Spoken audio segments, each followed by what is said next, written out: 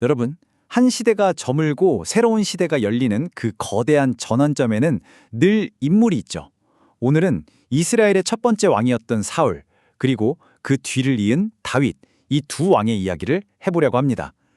왜 한 사람은 비극적으로 무너졌고 다른 한 사람은 위대한 왕으로 설 수 있었을까요? 그들의 운명을 가른 결정적인 차이, 어쩌면 오늘 우리에게도 필요한 진짜 성공의 비밀이 이 이야기 속에 숨어 있을지 모릅니다. 자, 이야기는 길보아산이라는 아주 비극적인 장소에서 시작됩니다. 이스라엘의 초대 왕 사울, 그가 바로 이 길보아산 전투에서 패배하고 결국 스스로 목숨을 끊으면서 생을 마감하게 돼요. 한 나라의 시작을 화려하게 알렸던 왕의 마지막 모습치고는 너무나도 비참했죠.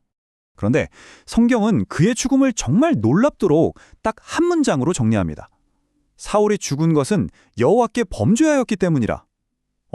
전쟁에서 져서 죽은 게 아니라고? 하나님을 향한 불충실함 때문이었다고요? 아니, 도대체 그의 실패를 결정지은 그 불충실함이라는 게 구체적으로 뭐였을까요? 그래서 오늘 우리는 이 흐름을 따라가 볼 거예요. 먼저 무너진 왕 사울과 세워진 왕 다윗을 딱 놓고 비교해 볼 거고요.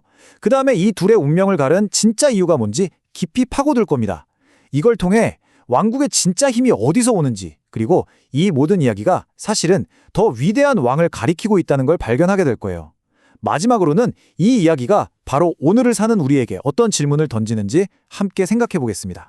좋습니다. 그럼 첫 번째, 어떻게 한 왕은 무너지고 다른 한 왕은 세워질 수 있었나? 이 권력 이동의 근본적인 원인부터 한번 자세히 들여다보죠. 사울이 실패한 건요, 무슨 전략을 잘못 짜서가 아니었어요. 핵심은 하나님과의 관계 문제였죠. 보세요. 하나님의 말씀을 지키지 않았고 결정적인 위기의 순간에 하나님이 아니라 무당을 찾아가서 물어봅니다. 그리고 성경은 그의 가장 큰 실수를 바로 이거, 여호와께 묻지 않은 것이라고 딱 짚어내요. 리더로서 가장 중요한 소통 채널이 완전히 막혀버린 거죠. 그 고립과 불안함이 결국 그를 무너뜨린 겁니다. 그런데 다윗이 왕이 되는 과정은 그림이 완전히 다릅니다. 인간적인 계략이나 쿠데타 같은 게 전혀 아니었어요. 오히려 이스라엘의 모든 지파가 다윗에게 찾아와서 이렇게 고백해요. 여호와께서 당신을 우리 이스라엘의 목자, 우리의 통치자로 삼으셨습니다. 그를 왕으로 추대하는 거죠. 이건 처음부터 끝까지 하나님의 약속이 이루어지는 과정, 그 이상도 이하도 아니었습니다. 자, 보세요. 한 사람은 관계가 끊어져서 무너졌고 다른 한 사람은 하나님의 약속이 이루어지면서 세워졌어요. 그렇다면 이 두 사람의 운명을 가른 결정적인 차이, 그 본질이 대체 뭘까요? 이걸 한번 극명하게 대조해서 살펴보겠습니다. 두 왕의 운명, 결국 딱 한 가지 차이로 요약됩니다. 바로 하나님과의 관계였어요. 사울의 실패 원인이 여호와께 묻지 않았던 관계의 단절이라면 다윗의 성공 비결은 뭐였을까요? 네, 여호와께서 그와 함께 계셨다는 겁니다. 이게 바로 하나님이 우리와 함께 계시다는 뜻의 임마누엘이잖아요? 다윗의 삶과 리더십 전체가 바로 이 임마누엘을 증명해낸 거였죠. 그러면 이런 질문이 생기죠. 왕의 성공이 전적으로 하나님께 달려있다면 그 왕을 따르는 용사들이나 백성들의 힘은 별 의미가 없는 걸까요? 한 왕국의 진짜 힘은 과연 뛰어난 영웅들한테서 나오는 걸까요? 아니면 그보다 더 높은 곳에 있는 걸까요? 사실 다윗 주변에는요, 정말 무슨 어벤져스 같은 초인적인 용사들이 있었습니다.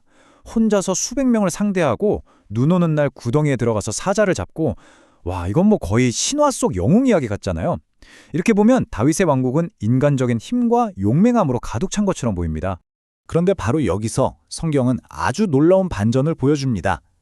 이 모든 영웅들의 엄청난 활약에도 불구하고 역사는 이 모든 승리의 주체를 딱 한 분, 여호와라고 선언해요. 여호와께서 큰 구원을 이루셨다. 진짜 구원자는 인간 영웅들이 아니라 하나님이셨다는 거죠. 인간의 최선이 하나님의 일하심을 위한 통로가 된 셈입니다.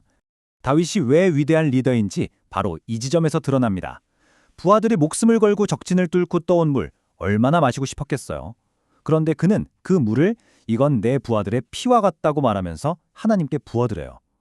개인의 욕망보다 공동체의 희생을 더 귀하게 여기고 모든 승리의 영광을 하나님께 돌리는 거죠.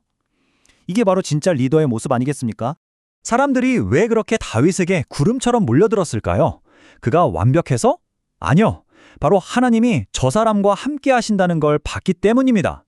심지어 어제의 적이었던 사울의 친족들까지 날마다 다윗에게로 돌아왔고, 성경은 이 거대한 공동체를 마치 하나님의 군대와 같다고 표현해요. 이건 정치적인 이해관계로 뭉친 집단이 아니에요. 성령의 이끄심으로 만들어진 영적인 연합체였던 거죠. 자, 지금까지 살펴본 이 사울과 다윗의 이야기는요, 그 자체로도 너무 중요하지만 사실은 더 크고 위대한 왕을 가리키는 하나의 이정표와 같습니다. 이 역사적인 기록이 우리를 과연 어디로 안내하는지 한번 따라가 보겠습니다. 이 흐름을 보면 아주 중요한 패턴이 보입니다. 실패한 왕 사울에게서 불완전하지만 하나님과 함께했던 왕 다윗으로의 전환. 이건 우리 안에 더 완전한 왕은 없을까? 하는 갈망을 심어주기 위한 장치와 같아요. 사울은 명백히 실패했고 위대해 보이는 다윗조차 사실 완벽과는 거리가 한참 먼 인물이었으니까요. 결국 사울의 실패와 다윗의 불완전함이 우리에게 알려주는 건 딱 하나입니다. 우리에게는 언제나 하나님의 뜻에 온전히 순종하면서 완전한 통치를 이루실 완벽한 왕이 필요하다는 사실이죠. 이 두 왕의 역사는 궁극적으로 참된 왕이신 예수 그리스도를 미리 보여주는 일종의 그림자 역할을 하는 겁니다. 지금까지 우리는 한 왕이 무너지고 다른 왕이 세워지는 과정을 통해 리더십의 진짜 핵심이 하나님과의 관계에 있다는 걸 봤습니다. 이제 이 오래된 역사의 교훈을 오늘 우리의 삶으로 한번 가져와 보죠. 우리 자신에게 질문을 던져볼 시간입니다. 이 모든 이야기가 우리에게 말해주는 단 하나의 분명한 진실이 있다면 바로 이것입니다. 한 사람 그리고 한 공동체에 흥하고 망하는 것은요, 눈에 보이는 전쟁터가 아니라 보이지 않는 기도의 자리에서, 즉 하나님과의 소통 속에서 결정된다는 것입니다. 그래서 마지막으로 여러분께 묻고 싶습니다. 오늘 당신은 인생의 중요한 문제들 앞에서 누구에게 길을 묻고 있습니까? 하나님께 묻지 않고 자신의 경험과 지혜를 의지했던 사울의 길을 걷고 계신가요? 아니면 모든 순간 하나님의 뜻을 구하며 그분과 함께 걸었던 다윗의 길 위에 서 계십니까? 역사는 분명히 증언합니다. 하나님은 오늘도 바로 그분께 묻고 듣는 사람을 통해 새로운 역사를 써내려 가신다는 것을요.